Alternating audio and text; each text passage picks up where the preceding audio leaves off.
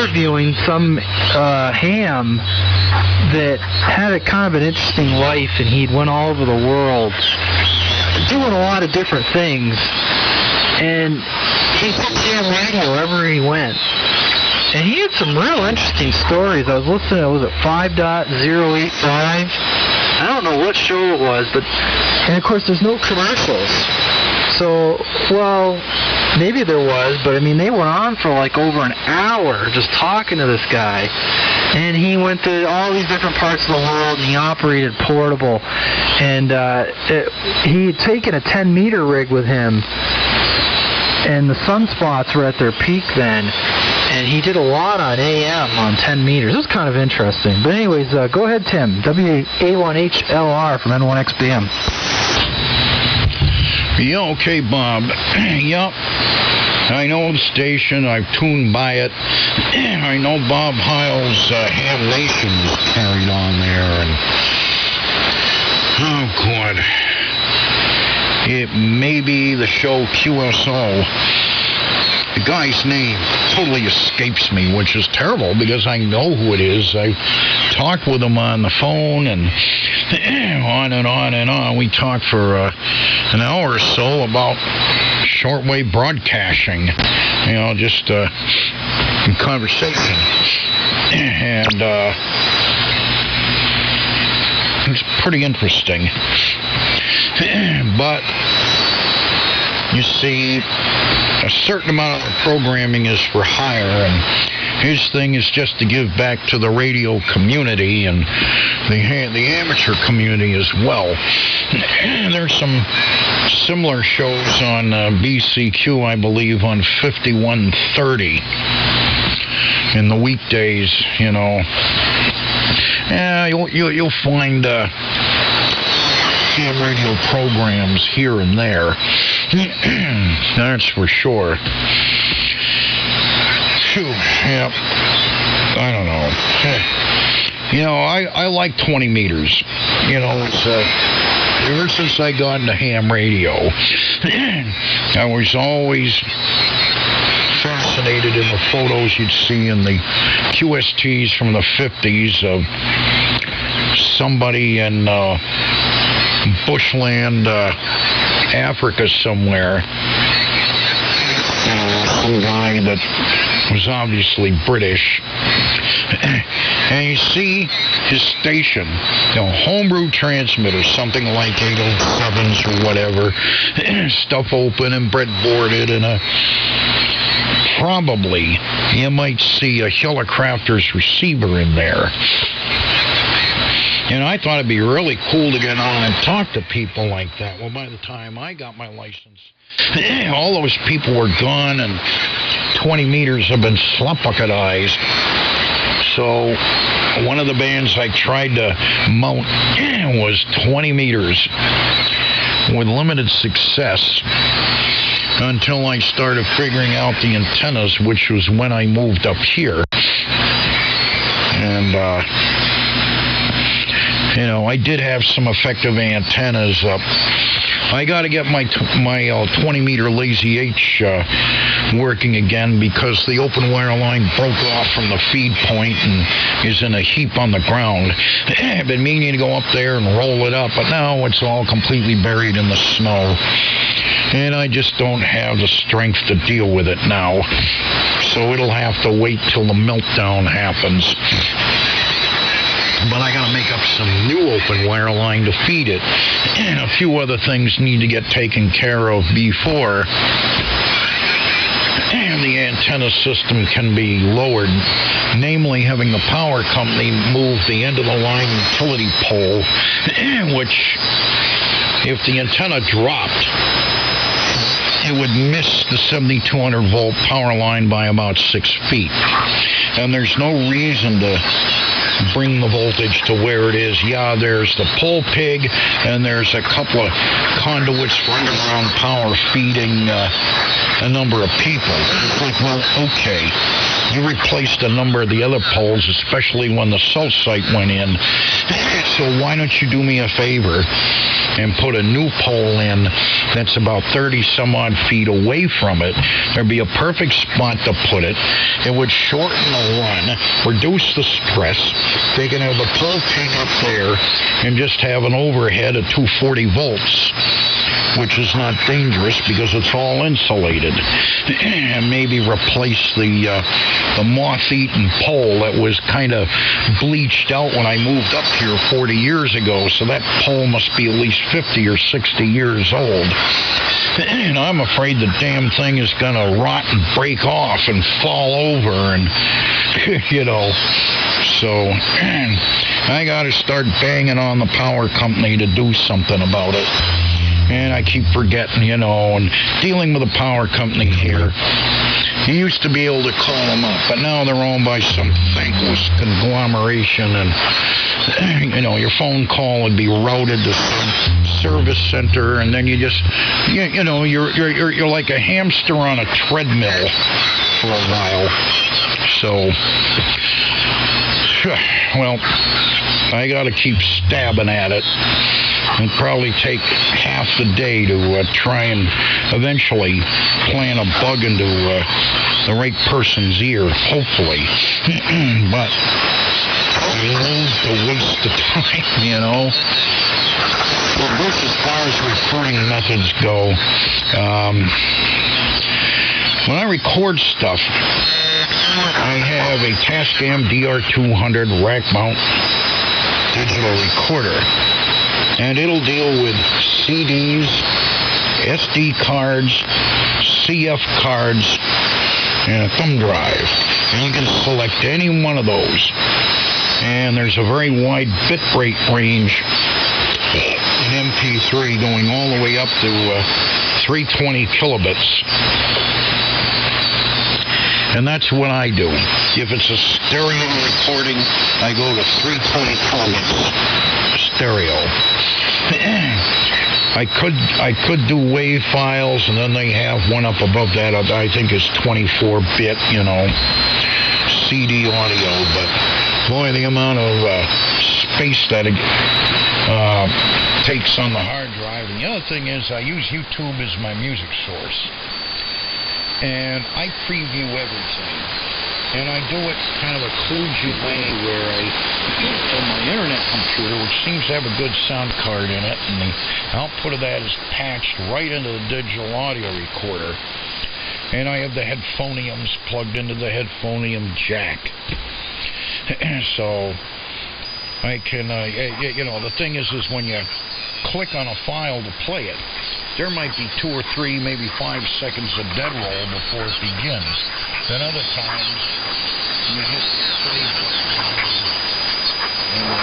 on YouTube and bang, it's right there. So you have to check that. So then you time it, and then you nail the record start button on the digital recorder. So I like using SD cards. I also have a little DR100, which is a portable digital audio recorder, and that just only uses SD cards. So that's the story. And then I take the files. I use one of my ancient computers that's got Windows XP on it because Windows 7 gets weird when you use it to name files. It'll change things on you when you don't want it to be changed. Whereas XP just works. So I pull the SD card out of the digital audio recorder, the rack mount unit, put it in the portable digital recorder, and there's a mini USB cord going that I have several of that go into several different computers, and I just plug that into the DR and power it up, you know, and then what do you want to do? Open to view files, and there they are. And then you see all the stuff you've recorded, stuff that was mistakes, and you just preview each and every one, figuring if it's the genuine article, label it, and delete the stuff that you don't want. And it takes a while, but I've garnered quite a collection, and The problem is on YouTube, some of the quality is just plain atrocious. And usually, when you put in the title of a tune, it's got this, several different instances of it. And you got to comb through them because some of them have that digital grit, that digital intermodi grunge. And I've got a number of them that are like that because that's all there is. And I'd rather have that than no tune at all. So, but lately, I've been getting a lot of really good sounding stuff. The record companies are not listing.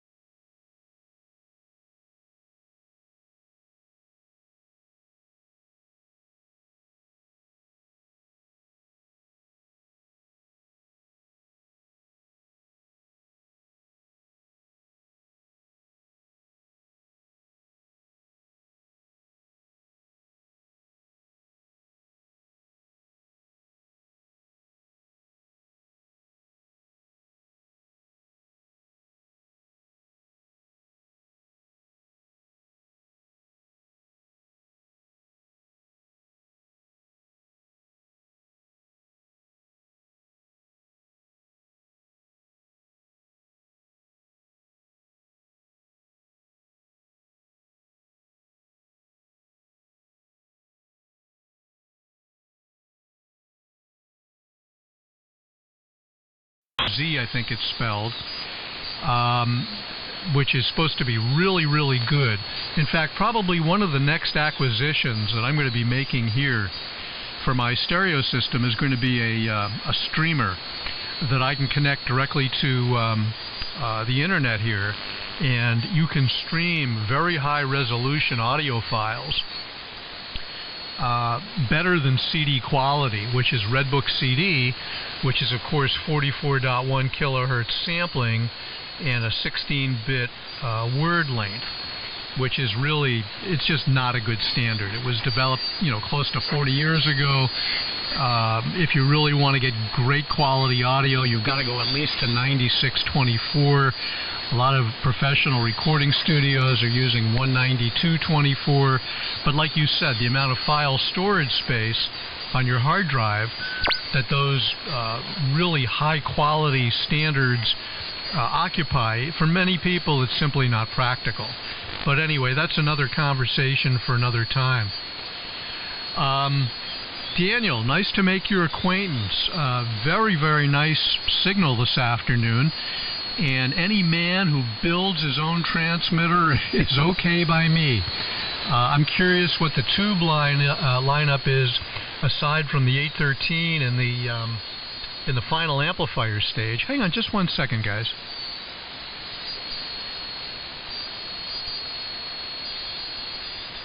Just turned up the grid drive a tiny bit. And I'm just looking at the PA screen current. And everything looks good. I'm wondering what you're using for modulator tubes, or perhaps you're using a solid-state modulator. It sounds very, very sweet. Nice and smooth, good depth of the modulation. And I'm wondering how you're copying me in Newark, Delaware. And my transmitter is also homebrew.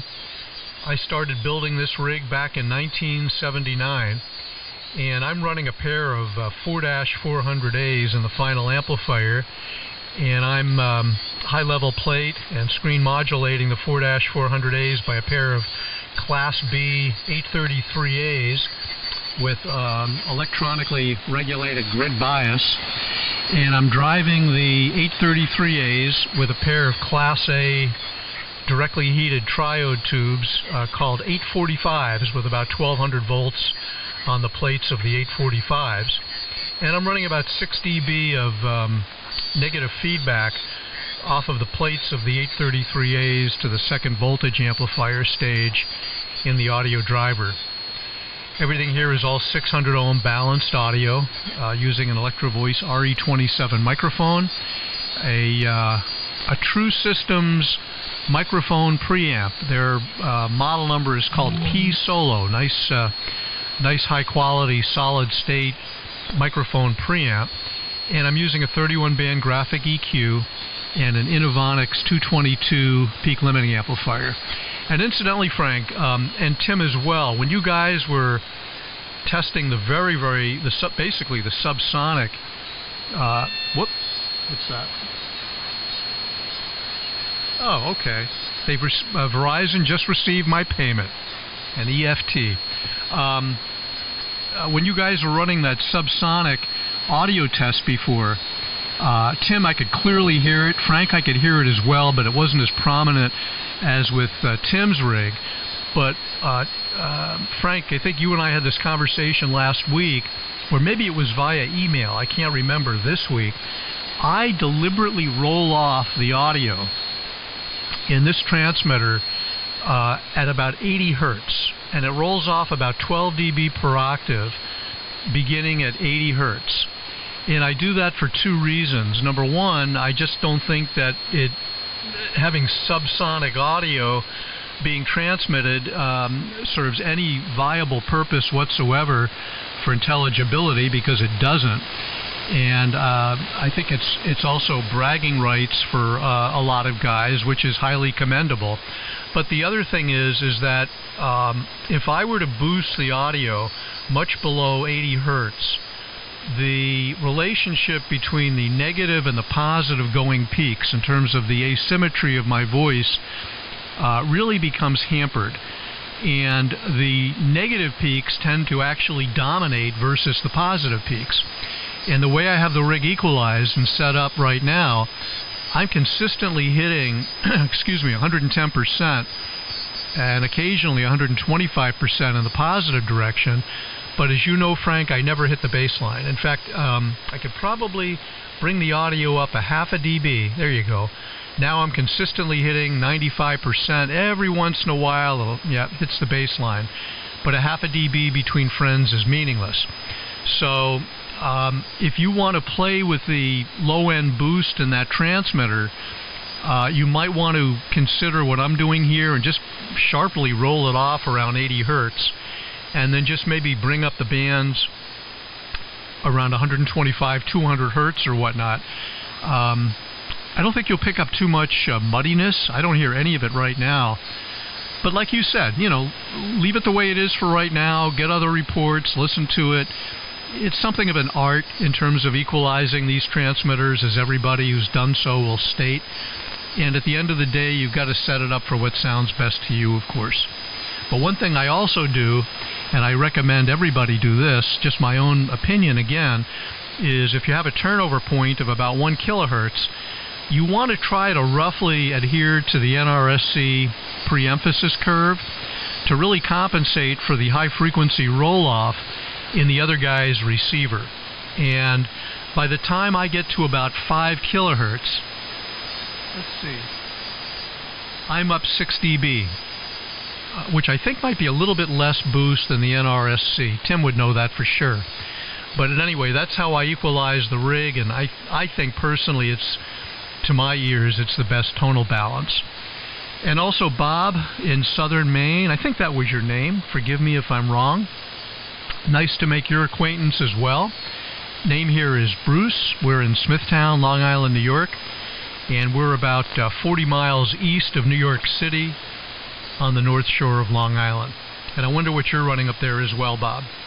Hang on one more second here, guys. I think the line voltage is really starting to sag here.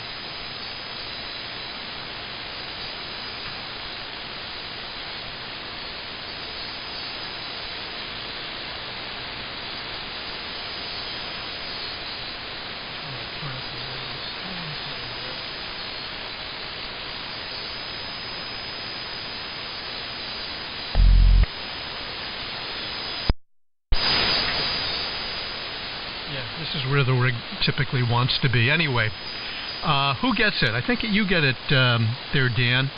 And again, I really appreciate the particulars of what you've built there. It sounds good. KC2FKR in the group. This is W2XR.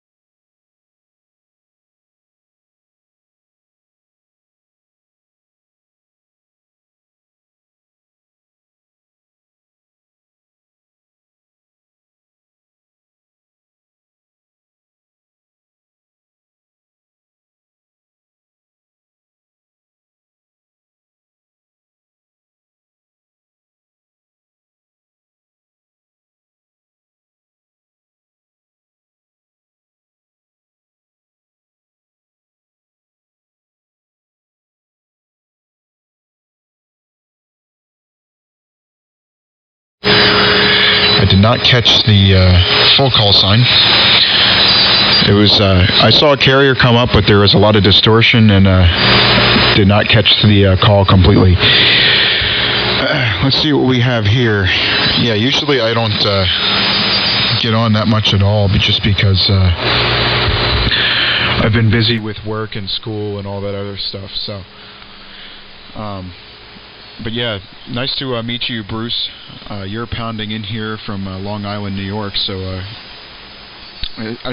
actually, I'm not sure what the full description was there of where you're at, but I believe you said you were Long Island. And yeah, it sounds very good down here. And I'm just trying to get this thing back up and running. The A13 transmitter, as I call it, is a plate modulated pair of A13s in the final and a pair of A13s modulating Class B. So the modulation transformer is one out of a BC610, and it's Class B. I actually have a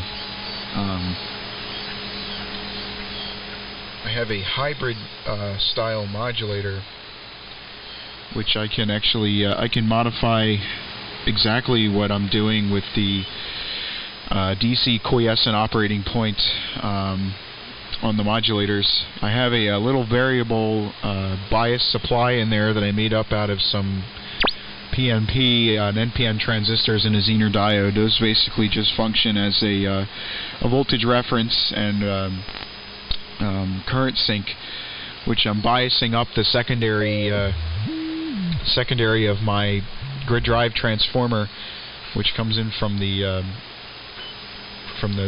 IPA driver. So primarily this is all very basic. It's just a pair of A13s in the modulator and a pair of A13s in the final. Power supply is also extremely old. It's a full wave rectified supply with a pair of 872 mercury vapor tubes. So I don't think there's any solid state parts in this other than the screen supply rectifiers and the grid bias rectifiers for the final deck. All that is solid state rectified, but there is not a single transistor in this other than the I guess if you count the ASU driver that I'm using is just a FT757 as an RF drive source. So primarily it's a very simple transmitter. Oh, and I guess there's, if you count the gas discharge, I guess it's an argon shunt regulator for the bias supply on the grids of the 813s in the finals. So it's completely old school, and it's been a while since I built it. It's been 2 or 3 years, I guess 2.5 years. So I'm still working on it as we speak, but haven't been making as much progress on it as would be physically possible just due to time constraints. But anyway, that's the rundown there. And yeah, Perry, you're doing very well out here in Newark. I'm actually surprised you're still about 30 dB over 9 even when you came back. So the band's holding up fairly well, and usually it's pretty crashed by now. So must be your. I think someone mentioned in the round table here there might have been some scatter off the moon or something that was helping excite the ionosphere, but otherwise everybody has a good copy here. Bruce, you sound excellent as well. And I heard Daryl, KD2FL, KD2AFL, I'm sorry, jump in there. So I'm actually going to sign and go get some dinner. So I'm going to turn it over to Daryl. And it was a pleasure talking to all of you here tonight, and I hope you have a good evening. So this is KC2FKR. I'm going to turn it over to Daryl. And everybody have a good night, and stay warm if it's cold. It's not cold here. 73s. Well, good evening. Good evening, everybody out there. Everybody is strapping up here, or down here in New Jersey. Hello, Perry. The guy Bruce, I didn't get his calls. I just came in. Sound good. Bruce is strong. Perry, you strong too. Perry, I gave you a call. I was in the Carolinas. I just got back in. About a couple hours ago, I was down in the Carolinas. And I got back here and I was like, it's cold up here. Wow. But everybody sound good tonight. And I just want to say hello. And I'm going to get out of here, but I'll be back. Everybody gonna call me the hit and run man. That's what y'all gonna give me that nickname. But all right then, I'm gonna get out of here. I'm gonna say 73s, everybody, and I'm gonna come back down here. So this is KD2AFL, and I'm gonna throw it up. Don't know who to pass it to, but I'm gonna throw it up in the air and see who grab it. So everybody take care. KD2FL. I'm out. Call out a drive-by, Daryl, W2JBL. Drive-by Daryl. N6BLU.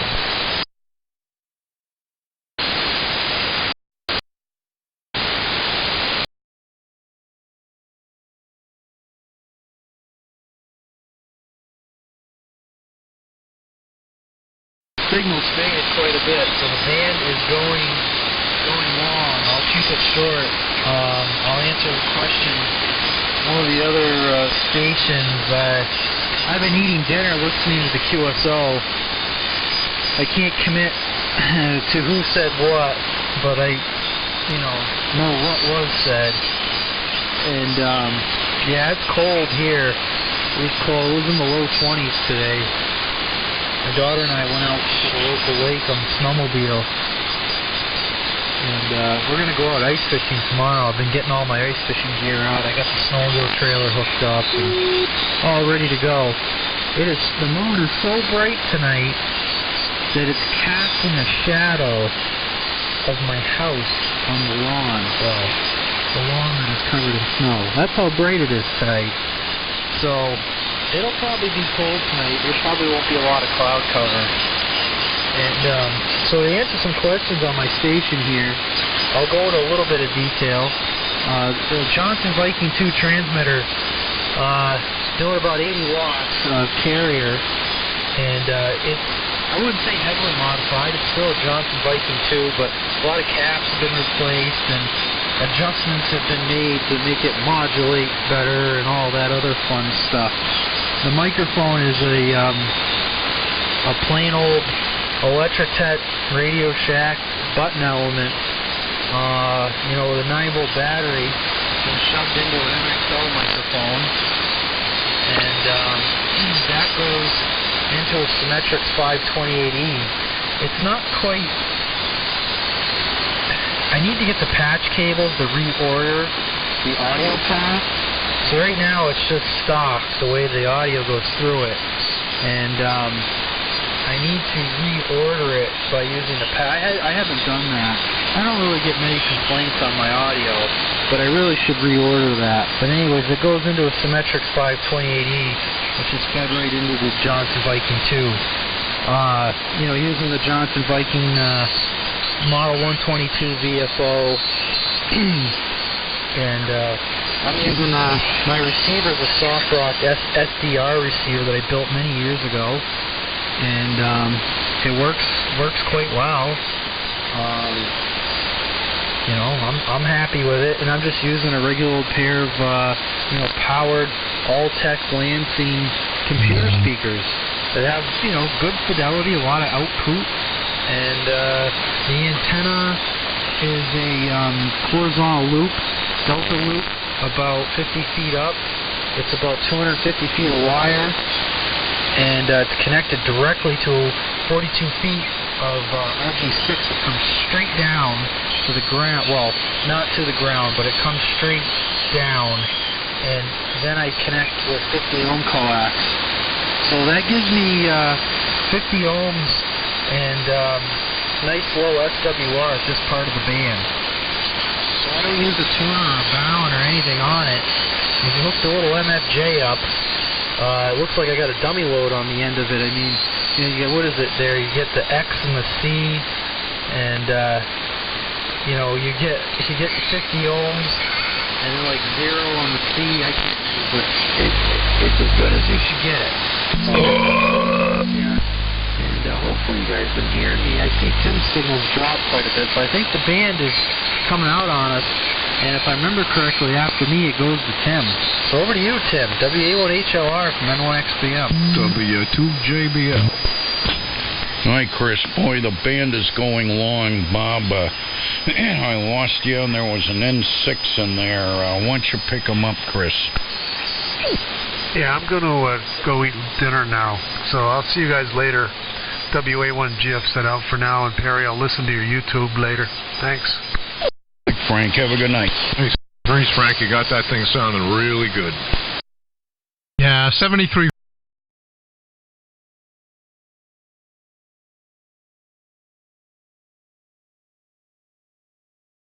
Right.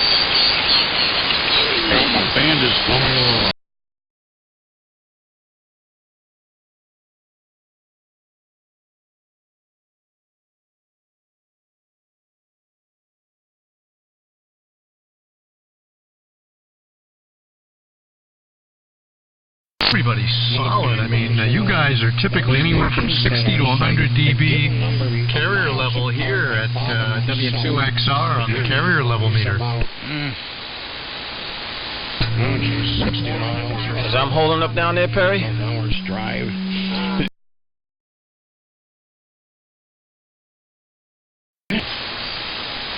You know, I go away first for him. I don't know what you run. Somebody 60 miles to the south of Bob might still hang in for a little while, and then they'll go away, whereas you guys are far enough away that, especially you, Perry, where the band can go fairly long, and you'll be right in there for some time. And I'm okay up there with you, Tim? I wonder if I'm going long. No, you got a big signal in here, Mark. All right, Tim. Take care. Hello, Perry. KD2AFL. Tim, did you say that there was a November 6 station on frequency? KC2FKR W3MMR. Everybody's sticking in there, so I guess Timmy, if you want to pick it up, or Chris, yeah, why don't you pick it up and then send it back up to Timmy? I haven't heard you in a while. Great to hear you. Sounded good down here. W2JBL and the group W3MMR. Me and Mike, we done that crap the other night. I got a very good fidelity receiver on. I have a Collins R390, non-A, just a plain R390, with some audio mods and a big 8-inch speaker hanging on the wall. It sounds very, very good. Yeah, I haven't been on a lot lately. I've been working. I've been working on this station, this is a new operator position in the basement. It's my Collins 32V2, which I finally got out of the shop last weekend after 6 months of work and restoration and so on and so forth, and set this position up with the hopes of working the AM rally with it. And the thing gave me a crap out. The relay in it, the TR relay in the transmitter went bad, and it was not easy for me to find a replacement. I went through every box of parts I have, and that's a lot of parts. I was like 2 hours, 2.5 hours. Got the relay back in, got it together, and this and that. I worked on it all weekend. I couldn't figure out why the relay was bad. It's insane. It's a 48-volt relay. They have a stupid voltage divider off the low-voltage power supply to run it. So I had to check all those resistors and all that. Hey, Jesus, they should keep it short because the band's starting to go out. But audio reports would be appreciated. Tim, the Johnson Viking kilowatt is in the shop, and I'm going to say about 80% complete. I finished redoing the high-voltage supply today. I'm sticking with the Peter Dahl plate transformer. I actually found a way to mount a 220-volt 10-amp variac over the it's over the power supply that's next to the mod transformer. I mounted it on a couple of blank 19-inch panels that I cut to fit, drilled and tapped the rails. So that's the top of the transmitter cabinet. So high voltage supply is done. I'm going to change it over to low voltage control circuitry so I don't have to throw 110 volts at it to key it. I found a really nice clean pair of 4400s that are marked. My boxes are marked by me as tested good. Those Herbs 4400s are brown ring. They're kind of pasted. And the purpose of this operator position is to run the desk kilowatt. So I'm hoping by next weekend I'm actually going to have that thing on the air if things go well with the Dahl transformer and the variac. And audio drive yet to be determined. So that's what's going on here. I've got a half an inch of snow on the ground, snow showers all afternoon. It was like 30 degrees. It was cold. It was 20 when I got up this morning, but so far, a very nice winter. The only problem is every time it rains, and it's been warm, but every time it rains and it's 40 degrees, that night they throw road salt all over the place, so I can't take any of my recreational, fun, fast vehicles out on the road. Can only drive the winter vehicles. I was hoping to get the hot rod Chevy out, but not with the amount of salt they're throwing down. So that's the deal. Everybody's really loud in here. Bruce was 80 dB on the R390 here. Perry's close to that. Go ahead, Tim. I hope you hear me. It's 100 watts on. This is the low 80-meter dipole. I'm on the shop antenna. WA1HLR from W2JBL on the 32V. Man, that's cool. Yeah, you're doing very well. They're strapping on in right now. Approaching 7 o'clock right now. Well, it's 10 degrees out. It's freaking cold. This morning it was about 15 or a little less, 12 degrees, and it's been there all damn day. Bright and sunny, though. Things got all frosted and iced up. The 160 dipole, I had to tweak the tuner even on that antenna. And then when I went out and had a look, there was this frosty white conglomeration of hoarfrost, snow, and ice on everything, so that the diameter of the conductors appeared to be at least an inch or more in diameter. And you look up the hill at the wire array, everything, especially the elements, was white and probably larger than that in diameter. Usually when the antenna system ices up, the resonant frequency goes down probably when it's badly iced, around 3,500. And it's a match, but it's a poor match. But as the ice melts off, then the Viswar improves, and then there'll be a time where it'll pass by around 3705. The antenna will be usable there. Well, oddly enough, with things all iced up, the antenna system presented a pretty decent match, flat match on 3750, which I couldn't figure out. I got on 3705, I have fair match, and was getting good reports with it. And as of today, even though things are iced up, for some reason or other, there's a flat match. Now, when I switch to the antenna, everybody tells me pretty much I lose about 6 to 10 dB, so I'm going to try it one more time. All right, I'm on the array, and the match is absolutely flat. It's perfect. And yet things are, the elements themselves are iced up. Maybe the feeders shed their ice load, but not the antenna elements. So that's affecting things somehow. Anyway, back on the 160 dipole. What did you notice, Chris? You're 10 dB better on the array. Big difference. Hey, what's my audio like? This is the 32V with your mods in it. It's back in the case and hopefully going to stay that way for a while. Yay for the array from WZHJ. Oh, your signal's dropping way off. Yeah, I meant to comment. The audio sounds good. It's very natural. You got plenty of it, and it's very clean. Now, I'm very curious to see what the Junction kilowatt's going to do when you get that thing together. Well, it's coming together. I've been thinking of using a small 35-watt public address amplifier to drive it, back connected. I have an old ultralinear output transformer I was going to use for the actual driver. But then again, I'm thinking maybe I'm going to use the 32V 500 ohm output into it, since the transformer that I'm going to use has a 500 ohm line output. It was meant for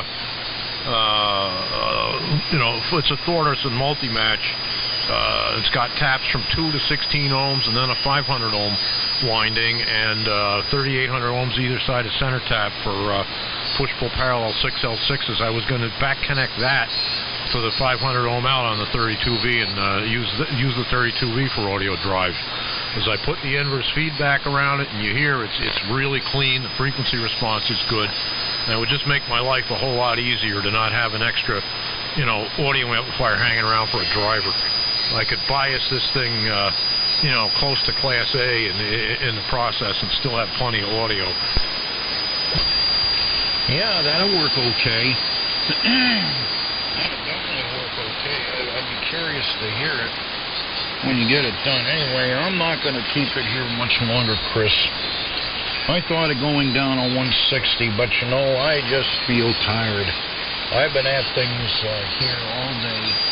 I've been on and off the radio, and I'm just about ready to call it a night and crash for a while. So what if it's Saturday night, So what? Anyway, Bruce, are you still there? I'm on the array. W2XR from WA1HLR. Yes, I am still here, Tim. WA1HLR and the group from W2XR.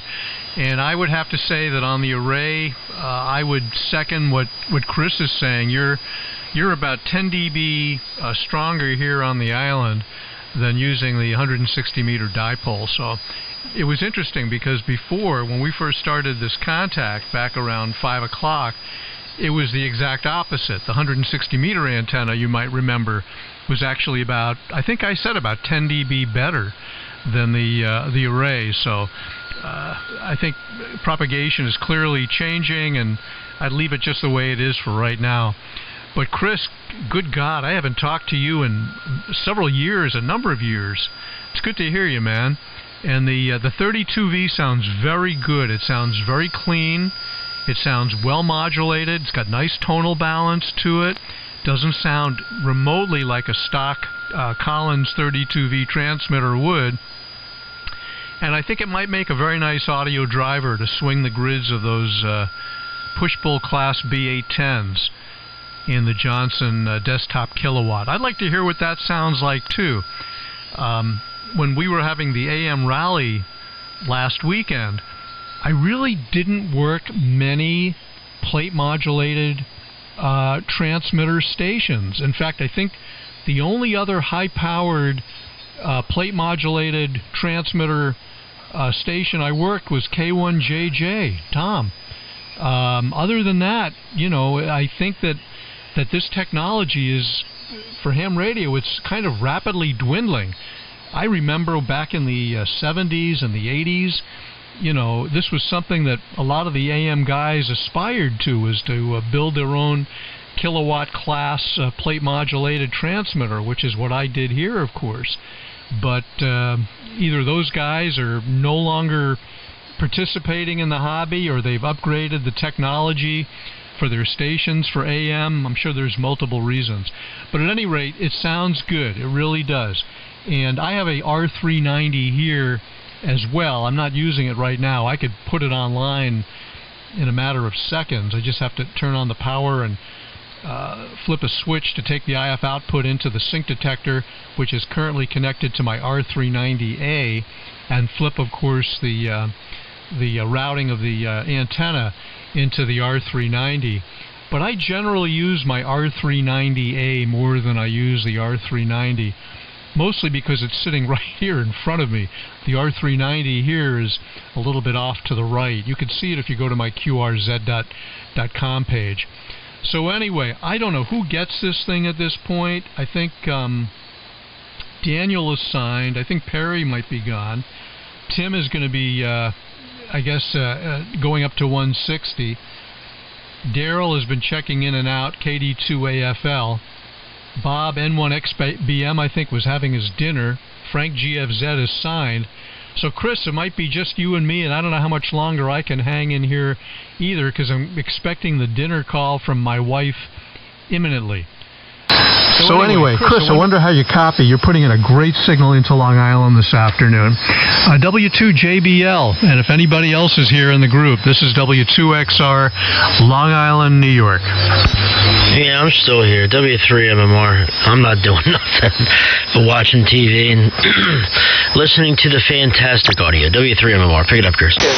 WZJ listening on. Oh, I hear you, Kevin. Hi, Kevin. I got a buzzy in the cell phone here. Hey, bro. Something's going on here, but appreciate the good report. I pulled this. I've had this transmitter since I was 15 years old. That was 1972. I got this thing, and had a ham radio career and a half with it. Never moved it out of my mom's house down in Mamaroneck, New York, until a couple of years after, a year after she passed away. Moved it up to where I was living in Carmel, New York, where it sat in my basement out of its cabinet for 2 years. It finally made its way up here last July, and I pulled it into the shop and went through it. I'm not going to say I restored it. I serviced it. I don't do Howard Mills restoration, but got it going real good. And then I did the Tim's mods to it, which I had never bothered to do. I like the R390 better than the 390A. I have a lot of 390As, but for AM on a not too crowded band, I prefer the 390. And in some respects, I think the 390 is actually a better receiver. But have both and enjoy both. I have a I have a Hammerland HC10 sideband adapter plugged into this receiver, which is just absolutely marvelous for ESSB, because I can open up the 390, and the Hammerland is like 6 KC wide, so I did some audio mods to that, so that makes a nice pair. Geez, where was I going? Yeah, you're really loud here. You're 70 to 75 dB on the R390. It's a signal, and I'm not even on my primary antenna. Long story short, I retired a year ago, January 1st, and bought this big house up in Hopewell Junction, New York, about 70 miles north of New York City in Dutchess County, and had some land and a lot of space, good-sized house, and big finished basement. So I got the radio shop down here, and I've got a music studio / jam room where I'm operating from right now. And the radio shop has its own antenna. It has a 80-meter dipole at about 30, 40 feet. That was black plastic number 14 ladder line, nothing special. And that's the radio shop antenna. At the other end of the property is a 210-foot flat-top dipole fed with open wire line, and that feeds the main ham shack. But I also have an RF trunk line coming from the main shack down here to the radio shop, so I've got options. I just didn't bother to hook up the big antenna. But that's what's going on here. I'm not working anymore, and it's the best job I have ever had. Yeah, God. So, geez. Well, that's the rundown, and I'm buzzing on, and there's a lot of people in here. Yeah, looking forward to getting the Johnson Kilowatt on the air, hopefully next week. We'll see how that goes. That'll be the biggest thing I've ever had on the air, plate modulated. I've had this thing, and I've got my ARC 5s and various other things. I got my ART-13, that's plate modulated, but never ran any high-power plate modulated, so we'll see how that goes. Perry, down to you, and I'll probably come back for one more and go upstairs. I got a ton of email I got to take care of. W3MMR on the group, W2JBL. W2JBL, W3MMR. Well, WZAJ's in there, Kevin out in Ohio with a huge signal, so I'm going to swing it out to him, and then Kevin swing it back to me, and then Bruce, are you going to stick around? Or would you like one more as well? Because I think you said you don't know how much longer you were sticking around either, but I'll send it out to Kevin, and actually, Kevin, you can send it to Bruce, W2XR, if he wants to make a final, and then Bruce can send it to me. So WZAJ in the group, W3MMR.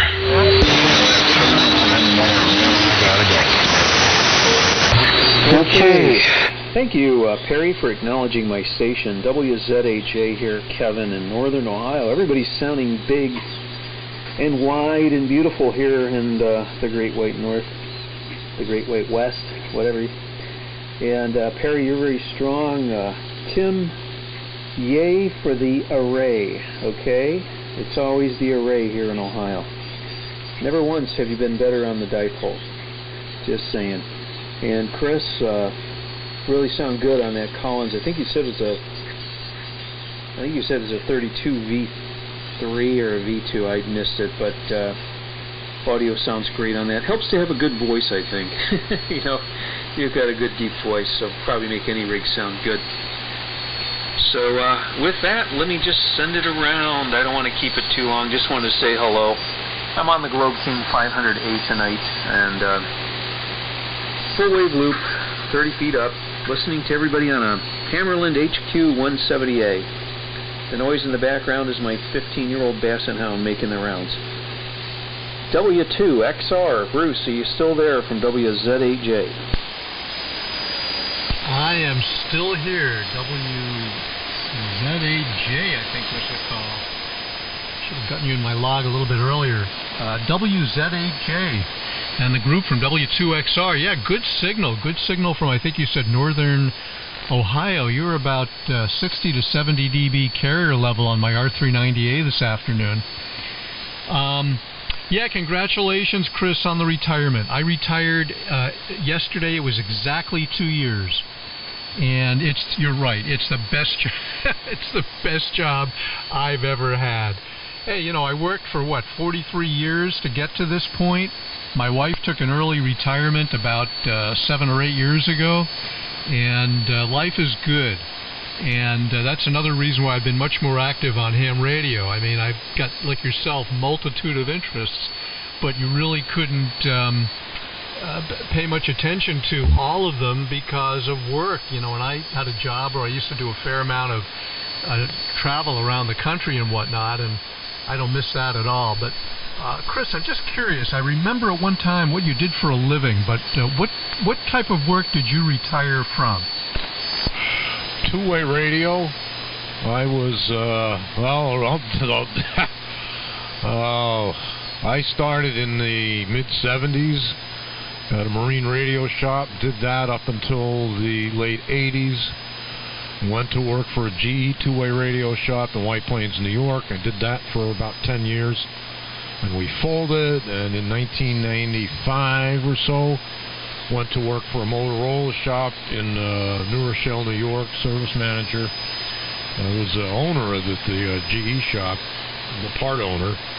And for 4 or 5 years at Motorola in New Rochelle, and went to work for another dealer. It was actually the largest Motorola dealer in New York State, up in Bedford Hills, New York. And was there for 20 years as chief engineer. Public safety systems, support, design, construction, engineering, all the fun stuff.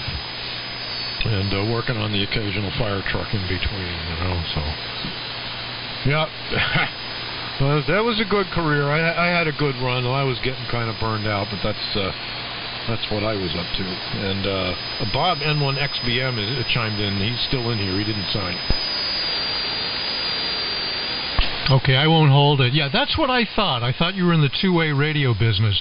And just real quick, did you work, perchance, for Frank Schroeder when you were working for GE in White Plains? Oh, good God, Fred Schroeder, yeah. Fred called me his golden boy. I went to work for him in 87. Him and another guy, Irish guy from Danbury, Connecticut, they were the owners. They had a 5-channel trunk system on the Empire State Building on 800 megahertz, a G Mark 5 system. They sold that for $1.5 million cash and gave the shop to me and the other lead technician. And we fiddle-farted around with it for a few years and went under. But yep, Fred W2OQD and his Swan radios out in Huntington. What a great guy. And his Cadillacs. Yep, he passed away, I guess, I don't know if you know this, about 3 years ago. And I grew up literally right around the corner from him and Ray Masak, W2WTB. But you and I will continue that conversation another time. I think I may have to get out of here because it's coming up on dinner time. Chris, good to talk to you. Hope to hear the Johnson Desk Kilowatt on the radio next week. Perry, good to talk to you as always. Tim, good to talk to you, of course. And Bob, N1XBM, it's nice to make your acquaintance as well. In fact, I'm going to turn this over to you, Bob, and then you pass this number around. But, gentlemen, have a good evening. We'll talk to you soon. N1XBM in the group. This is W2XR, Long Island, New York. Off and clear, 73 to all. KC2FKR, I'm back from dinner.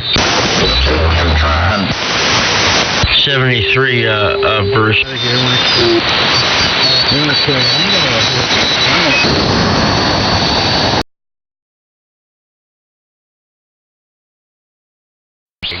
This WA1HLR. All right, 7-3's Tim. Hey, Bob, did I meet you at Nearfest? Here's going YLR. N6CLU, man. How you doing? I'm doing all right, but I'm real tired. I'll have to catch you some other time. All right, that's cool, man. Just wanted to say hi, and Marshall wants to say hi. Hi, been a long time. Hello? Hey, man, it's good hearing you. You know, I used to listen to you when I was a kid. Did you get any older?